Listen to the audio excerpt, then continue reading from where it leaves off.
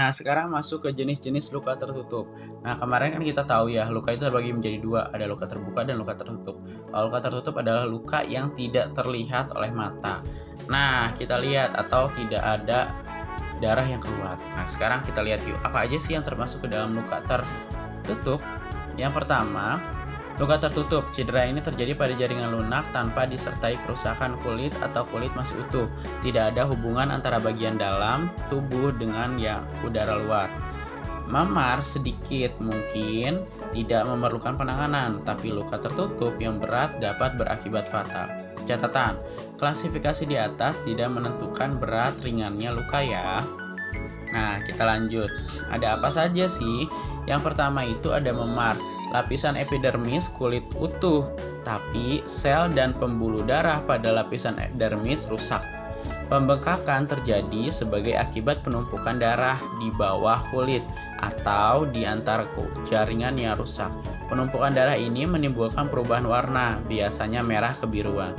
Gejala dan tandanya biasanya nyeri, bengkak, warna merah kebiruan, dan nyeri tekan. Ini disebut dengan memar. Kita lanjut. Yang kedua itu ada hematoma. Penumpukan darah yang terjadi pada daerah yang cedera atau dalam rongga tubuh. Hematoma berbeda dengan memar. Kerusakan jaringan lebih luas, pembuluh darah yang terlibat lebih besar, dan darah yang keluar lebih banyak.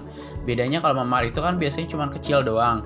Nah, kalau hematoma ini lebih besar. Jadi kalau misalkan ada memar tapi memarnya besar atau memarnya itu lebih luas, misalkan dia bisa setangan bawah atau dia luasnya bisa sampai sebanyak tangan atas, lengan atas. Nah, itu disebut dengan hematoma.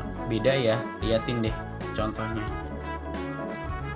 Nah, sekarang itu adalah cedera remuk. Cedera remuk dapat berupa suatu gabungan luka terbuka dan tertutup. Dapat terjadi akibat alat gerak terjepit di antara alat-alat berat, hampir seluruh jaringan lunak dan jaringan keras seperti tulang dapat terlibat. Nah, kalau luka remuk ini biasanya semuanya nih. Nah, luka-lukanya itu ada yang terlihat atau ya tidak. Kalau yang terlihat termasuk ke dalam luka terbuka. Kalau tidak terlihat itu termasuk ke dalam luka tertutup.